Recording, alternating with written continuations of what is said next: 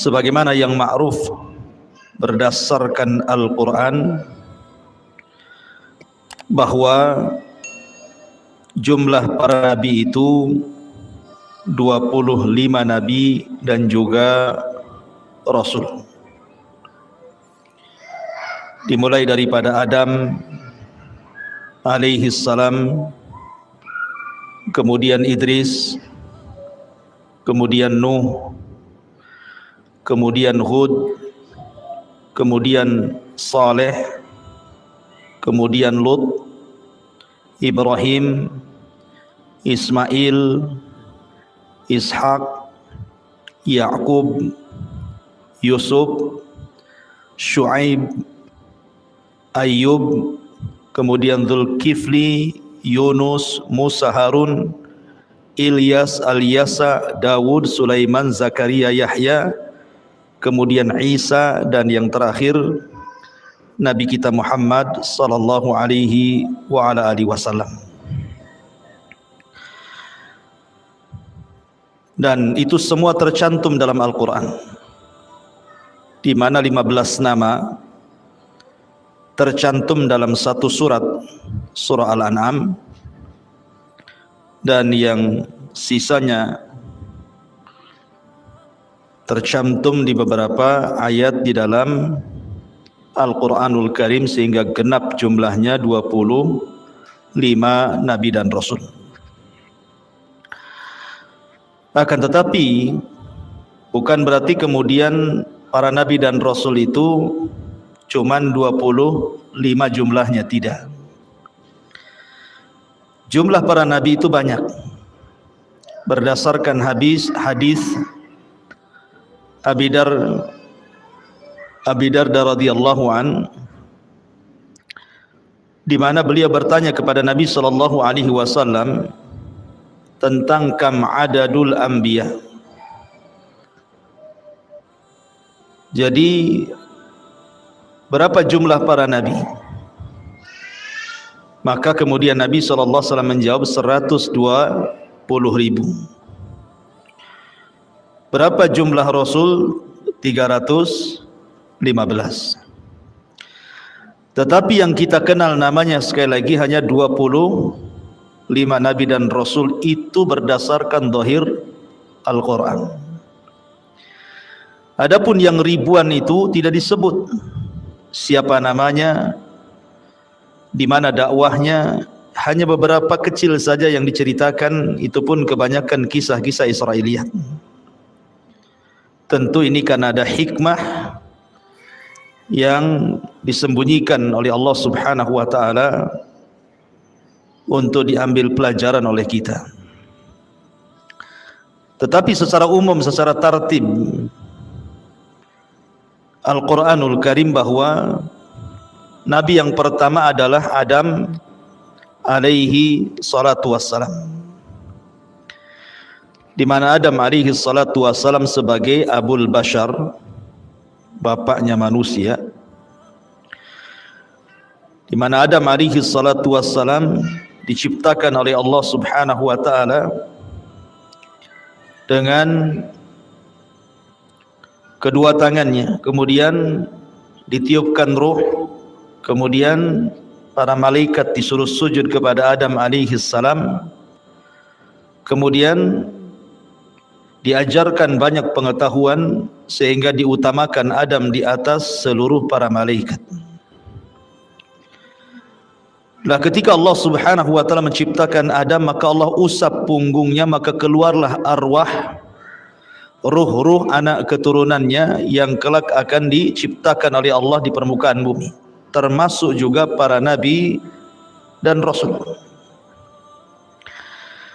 Kemudian setelah Adam alaihi salatu wassalam diturunkan ke bumi karena sebuah hikmah yang Allah kehendaki, ada yang mengatakan Adam turun di Sri Lanka, ada yang mengatakan Hawa turun di Jeddah, dan iblis di lautan. Lah dari keturunan Adam alaihi salatu wassalam, maka lahirlah seorang nabi namanya Syith. Kemudian setelah itu Idris, atau disebut dengan Anuh alaihi salam. Lah tiga ini semua para nabi. Adam, Syith, Idris, ini semua para nabi. Adapun setelahnya Nuh alaihi salatu wassalam, barulah Nuh itulah rasul pertama. Nuh itu rasul pertama yang Allah Subhanahu wa taala utus kepada umat manusia. Maka dia awal ar-rusul, rasul pertama yang Allah utus ke tengah-tengah manusia. Lah setelah Nuh alaihi salatu wassalam diutus oleh Allah Subhanahu wa taala, dan Nuh itu termasuk Abul Bashar Ats-Tsani, bapak manusia kedua. Nuh itu bapak manusia kedua. Kenapa? Karena setelah Nuh alaihi salatu wassalam meninggal dunia, maka seluruh keturunan manusia itu nasabnya sampai kepada tiga putra Nuh alaihi salam, Syam, Ham, dan juga Yafis. Semua manusia nasabnya akan sampai ke tiga putra Nuh alaihi salatu wassalam. Lah kemudian setelah itu ada tiga nabi yang berdekatan zamannya. Ada tiga nabi dan rasul yang berdekatan zamannya. Pertama Hud, kemudian Saleh, kemudian Ibrahim. Ini berdekatan zamannya nih tiga nabi ini.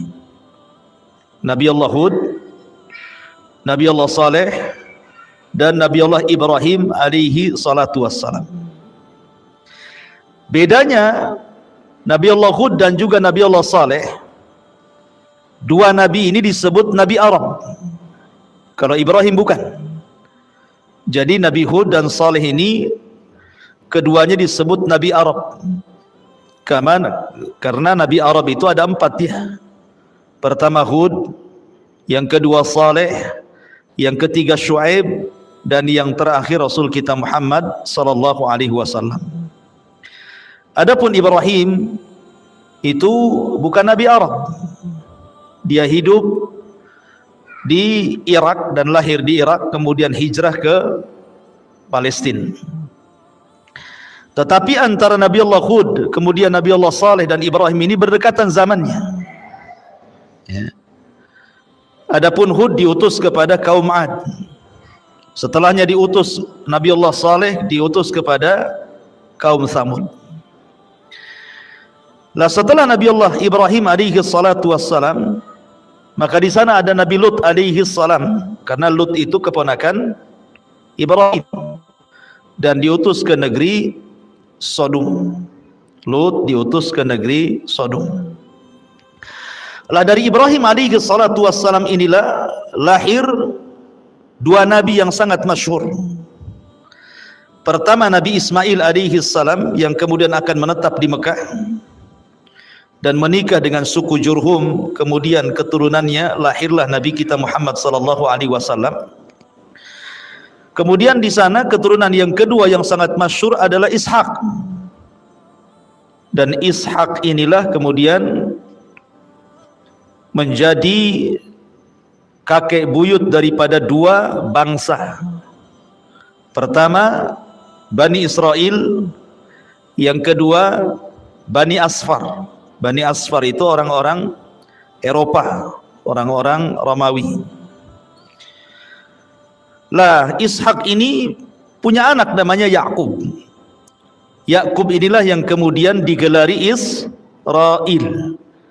Nanti keturunannya akan banyak jadi nabi dan semuanya disebut Nabi Bani Israel. Dari Yakub inilah lahir para nabi. Dan di antara anak Yakub yang paling masyhur siapa? Nabi Yusuf. Nabi Yusuf adalah putra Nabi Yakub alaihi salatu wassalam.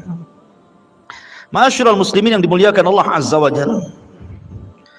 Kemudian setelah itu ada namanya Syuaib, tapi Syuaib ini Nabi Arab ya. Jadi setelah wafatnya Nabi Yusuf alaihi salatu wassalam, maka muncul Nabi Syuaib di Madian.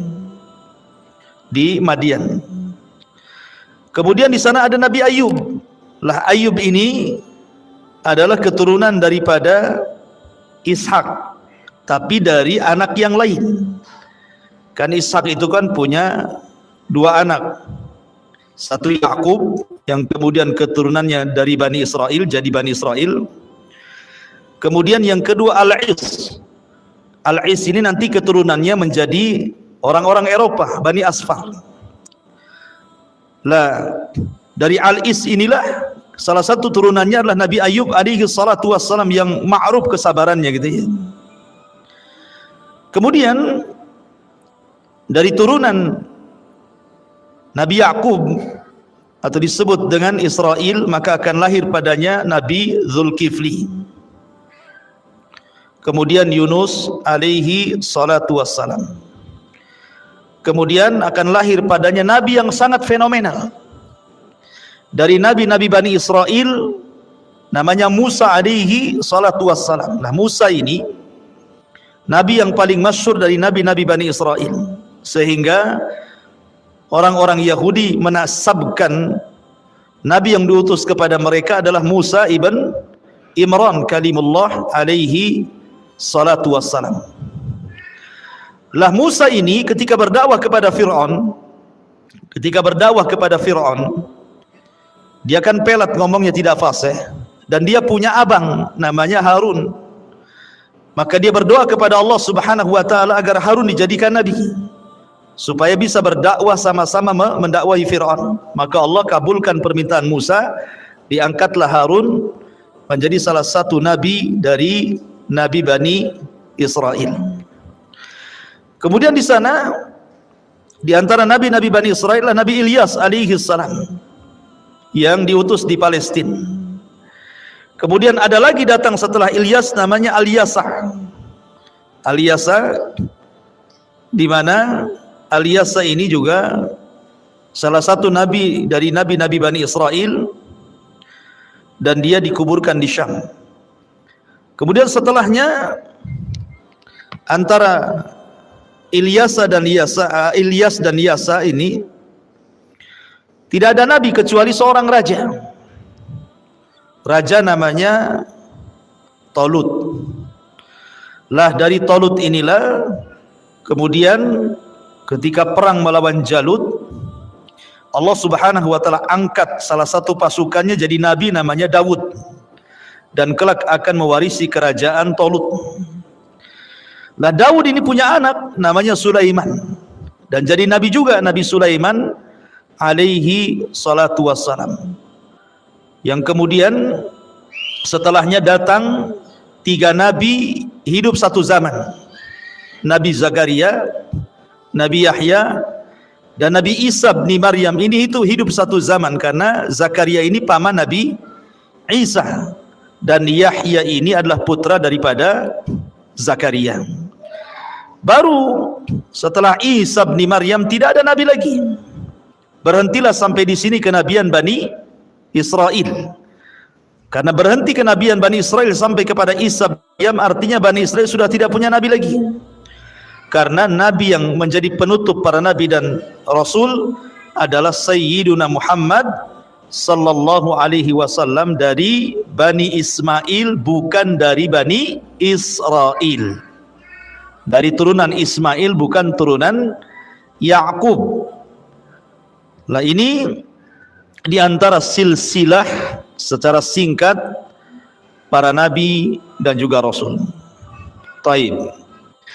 Ada yang mengatakan bahwa Nabi Adam alaihi salatu wassalam Allah anugerahkan usianya 1000 tahun. Kemudian diberikan kepada Daud dalam mimpinya 40 tahun, sehingga di usia 960 tahun Adam pun pupus usia. Adapun Idris alaihi salatu wassalam, ada yang mengatakan hidup selama 865 tahun. Dan Idris ini salah satu yang mengasas, orang yang pertama kali menulis, kemudian menjahit dan membuat sebuah kota. Ada yang mengatakan dia diangkat ke langit, kemudian dia pun diwafatkan oleh Allah Subhanahu wa taala di langit keempat. wallahu alam. Ini kisah Israiliyat. Adapun Nuh alaihi salatu wassalam usianya panjang, karena Nuh ini usia dakwahnya saja berapa? 950 tahun berdasarkan zahir Al-Qur'an, alfasanatin illa khamsina ama.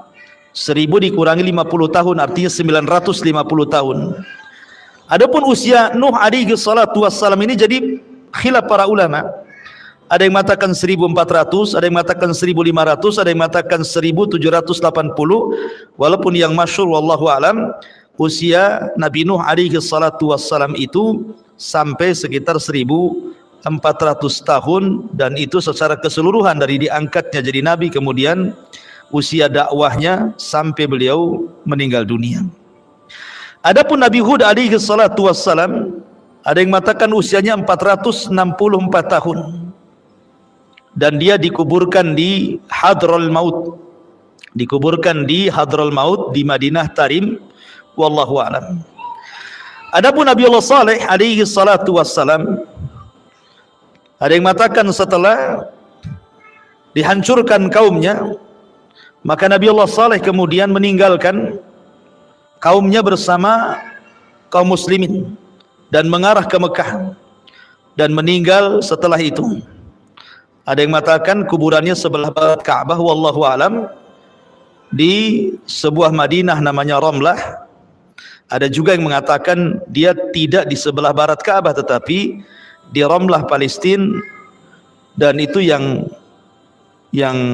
apa namanya, ada yang berpendapat seperti itu. Ada juga yang mengatakan kuburannya di Hadral Maut, wallahu alam.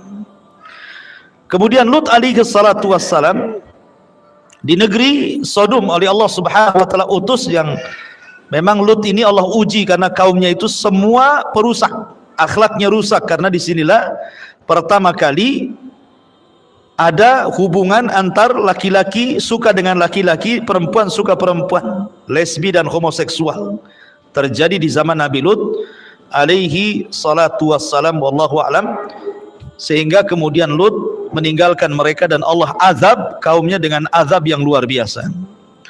Adapun Ibrahim alaihi salatu wassalam, ada yang mengatakan dia hidup 200 tahun. Ada hidup 200 tahun gitu ya. Ada yang mengatakan lebih, wallahu alam, dan dia punya dua istri yang sangat masyhur. Yang pertama Sarah dan yang kedua Hajar. Adapun Sarah ibu daripada Bani Ismail, ibu daripada keturunan Bani Israel. Adapun Hajar maka ibu bagi keturunan Bani Ismail atau bangsa Arab. Adapun Ismail, ada yang mengatakan hidup selama 137 tahun. Dan ada yang mengatakan dia dikuburkan dekat dengan Masjidil Haram, wallahu alam, ya. Kemudian Nabi Ishak, ada yang mengatakan hidup selama 180 tahun. Dan Nabi Ishak kemudian dikuburkan di Palestina. Kemudian Nabi Yakub, ada yang mengatakan 147 tahun usianya, kemudian juga dikubur di Palestina.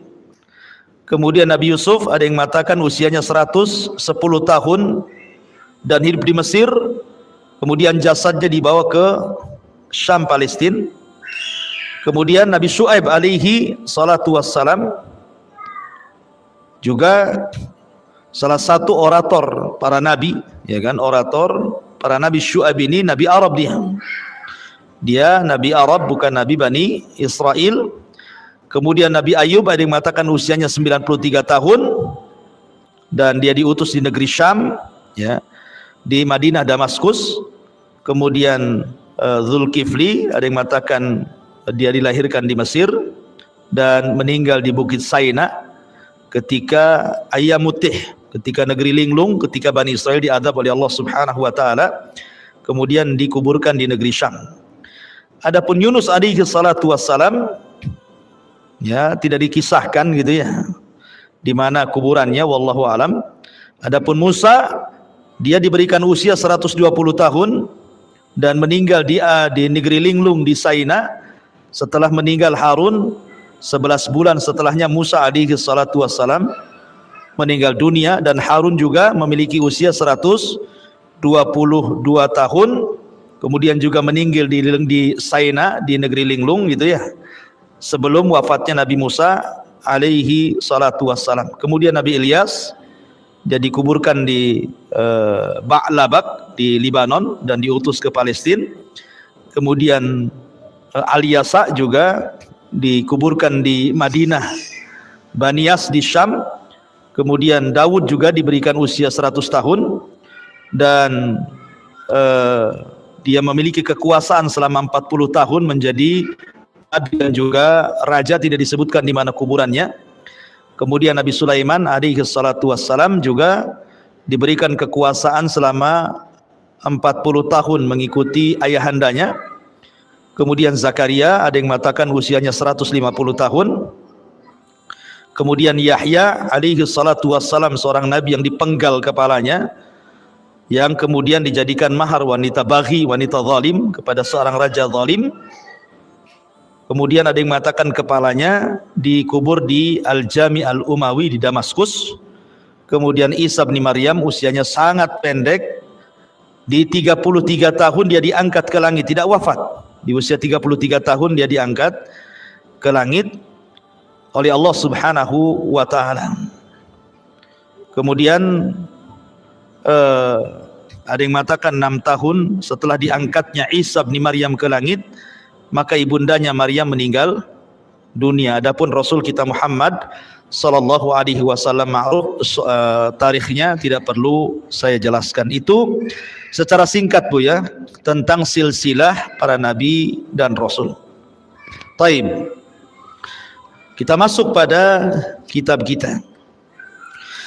Jadi seorang muslim wajib beriman bahwa Allah Subhanahu wa taala telah memilih dari bangsa manusia ada yang diangkat menjadi rasul-rasul. Dan tadi saya sudah katakan jumlahnya 120.000 kurang lebih para nabi dan 315 kurang lebih rasul, dan diturunkan sekitar 104 kitab. Jadi 104 kitab dari langit diturunkan, yang 100 disebut suhuf, adapun yang 4 kita ma'ruf disebut Taurat, kemudian Zabur, kemudian Injil, kemudian Al-Quran. Lah di sini ma'asyiral muslimat yang dimuliakan Allah Subhanahu wa taala, yang harus diyakini bahwa para nabi dan rasul yang diutus oleh Allah Subhanahu wa taala kepada kita semua manusia biasa. Semua manusia biasa. Ingat, para nabi dan rasul yang diutus kepada kita itu semua manusia biasa, bukan malaikat, bukan juga jin ataupun iblis. Dan ini nikmat Allah Subhanahu wa taala, nikmat yang sangat besar, di mana para nabi dan rasul itu diutus dari kalangan kita sendiri. Sebagaimana Allah Subhanahu wa taala berfirman, laqad ja'akum rasulun min anfusikum, telah datang kepada kalian rasul dari jenis kalian. Sebab kalau seandainya nabi yang diutus atau rasul yang diutus kepada kita itu dari jenis manusia Bu, cemana cara nirunya coba? Kalau seandainya nabi kita malaikat umpamanya, cemana cara nirunya ibu? Malaikat itu tidak makan, ibu pula sekali makan 1 atau 2 piring, 1 hari sampai 5 kali, pagi, siang, sore, malam, sebelum tidur lagi. Para malaikat tidak makan, tidak minum. Para malaikat tidak tidur. Para malaikat tidak menikah. Para malaikat tidak punya anak, gitu ya. Cemana mau ditiru coba? Malaikat tidak suka jalan-jalan kayak ibu. Jadi kalau seandainya kemudian malaikat kita dari para malaikat, rasul kita dari para malaikat, susah ditiru.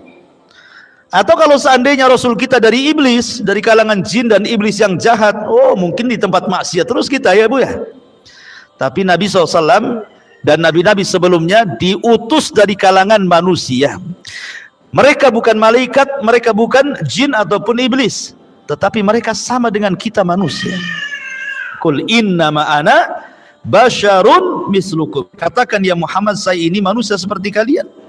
Karena dia atau para nabi adalah manusia sama dengan kita, sehingga kita bisa menirunya, Karena kalau sama-sama manusia berarti kan kehidupannya sama dengan kita. Mereka makan, kita makan, mereka minum, kita minum, mereka berjalan, kita berjalan, mereka capek, kita capek, mereka lelah, kita lelah, mereka letih, kita letih, mereka menikah, kita menikah, mereka punya anak, kita juga punya anak, kurang lebih dengan kita. Sehingga ketika ada kemiripan bahwa para nabi dan rasul itu kalangan manusia, mudahlah kita cara menirunya. Dan ini nikmat dan karunia yang Allah Subhanahu wa taala anugerahkan kepada kita semuanya. Ya. Jadi setiap para nabi dan rasul adalah manusia. Makanya dalam syahadat itu ada kata-kata asyhadu anna Muhammadan abduhu wa rasuluh. Saya bersaksi bahwa Muhammad adalah hamba Allah sama dengan kita dan juga rasulnya. Abdun fala yu'bad wa rasulun fala yukadzab. Hamba jangan disembah dan rasul jangan didustakan. Baik, masuk pada dalil-dalilnya. Dalil-dalil nakli. Yang pertama, berita dari Allah tentang rasul-rasulnya dan tentang penetapan mereka menjadi rasul dan risalah-risalah misi yang mereka bawa, sebagaimana Allah berfirman, walaqad ba'atsna fi kulli ummatir rasulan an i'budullaha wajtanibu taghut. Dan sungguh kami telah mengutus rasul pada tiap-tiap umat ini untuk menyeru umatnya, sembahlah Allah, tauhidkan Allah, esakan Allah, dan jauhi taghut, sesembahan selain daripada Allah Subhanahu wa taala. Dari sini kita tahu bahwa tugas para nabi dan rasul sejak Adam sampai Muhammad SAW terakhir, tugasnya sama, mengajak manusia ke dalam tauhid dan memberantas kesyirikan. Semua para nabi dan rasul itu tugasnya. Ya, itu tugasnya. Ibu baca sendiri dalil-dalilnya ya tentang masalah ini. Kemudian Allah Subhanahu wa taala berfirman juga, Allahu yastafi minal malaikati rusulan wa minan nasi innallaha sami'un basir. Allah memilih utusan-utusannya dari malaikat dan dari manusia.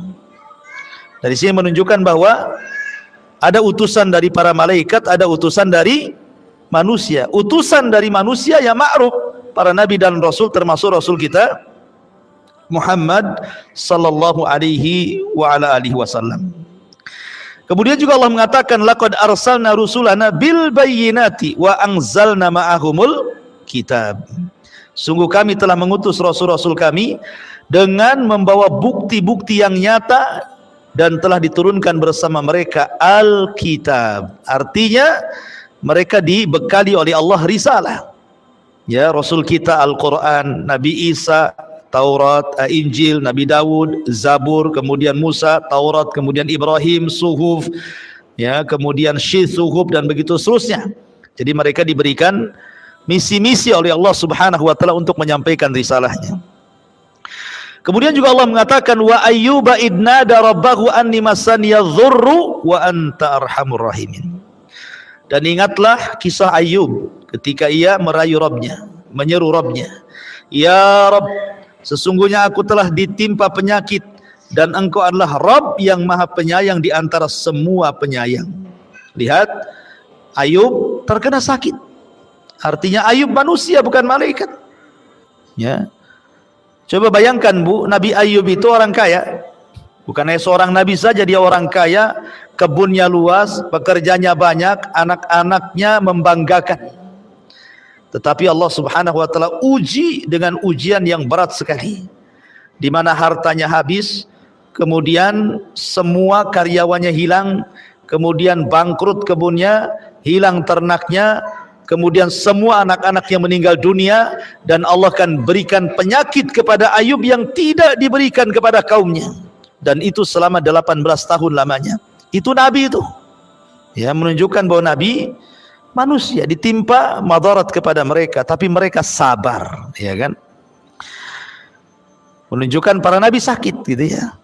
Kemudian Allah mengatakan, wa ma arsalna qablaka minal mursalin wa ma arsalna qablaka minal mursalina illa annahum la ya'kuluna at-ta'ama wa yamshuna fil aswaq. Dan kami tidak mengutus rasul-rasul sebelummu melainkan mereka memakan makanan dan berjalan di pasar-pasar. Nah, dari sini menunjukkan mereka bukan malaikat.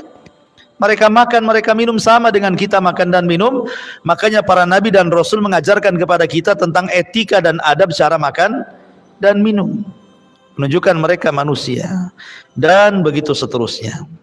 Kemudian nomor 2, berita dari Rasul sallallahu alaihi wasallam tentang dirinya dan tentang saudara-saudaranya para rasul dan para nabi, sebagaimana Rasul mengatakan, ma ba'atsallahu min nabiyyin illa anzara qaumahul a'waral kadzdzab. Tidaklah Allah mengutus seorang nabi melainkan ia telah memperingatkan kaumnya akan si buta sebelah. Maksudnya pendusta dajjal. Lihat, tidak ada satupun nabi dari sejak zaman dulu sampai yang terakhir melainkan semuanya menghabarkan perkara yang sama. Ya, Ibrahim mengatakan kepada umatnya hati-hati dajjal. Nabi Nuh mengatakan kepada umatnya hati-hati dajjal. Kemudian Nabi Saleh, Nabi Syuaib, Nabi Zulkifli, Ilyas mengatakan kepada umatnya hati-hati dengan dajjal. Termasuk juga Rasul sallallahu alaihi wasallam. Artinya ada kesamaan seruan dari sejak dulu sampai ke Rasulullah Muhammad sallallahu alaihi wa ala alihi wasallam. Ma'asyiral muslimin yang dimuliakan, ma'asyiral muslimat yang dimuliakan Allah Azza wa Jalla. Kemudian ketika Nabi ditanya oleh Abu Dzar, afwan tadi saya katakan Abu Darda, Abu Dzar yang benar, tentang jumlah para nabi dan rasul, beliau menjawab, mi'atun wa ishruna alfan wal mursalun minhum 313. 120.000 nabi yang menjadi rasul, di antara mereka sebanyak 313 rasul. Ada yang mengatakan 315 rasul. Dan itu semua jumlah para nabi dan juga para rasul. Kemudian yang terakhir, berimannya miliaran umat manusia dari kaum muslimin dan ahli kitab, baik umat Yahudi maupun Nasrani, kepada para rasul. Artinya bahwa kalau kita melihat ajaran-ajaran Yahudi, ajaran-ajaran Nasrani, termasuk juga ajaran kita kaum muslimin, mengakui adanya para nabi dan rasul yang diutus kepada mereka. Makanya seperti Ibrahim itu diklaim oleh semua agama nabi mereka. Yahudi mengatakan Ibrahim nabi kami, Nasrani mengatakan Ibrahim nabi kami. Maka kita katakan sebagaimana Allah berfirman, maka na Ibrahimu Yahudiyan wala Nasraniyan walakin kana hanifan muslima. Ibrahim itu bukan Yahudi, bukan Nasrani, tapi dia seorang Muslim. Artinya bahwa semua agama itu mengakui ada nabi diutus kepada mereka. Maksudnya agama-agama samawat, Yahudi dan Nasrani itu disebut dengan ahli kitab. Ya. Ini diantara dalil-dalil tentang bahwa para nabi dan rasul itu diakui oleh semua agama.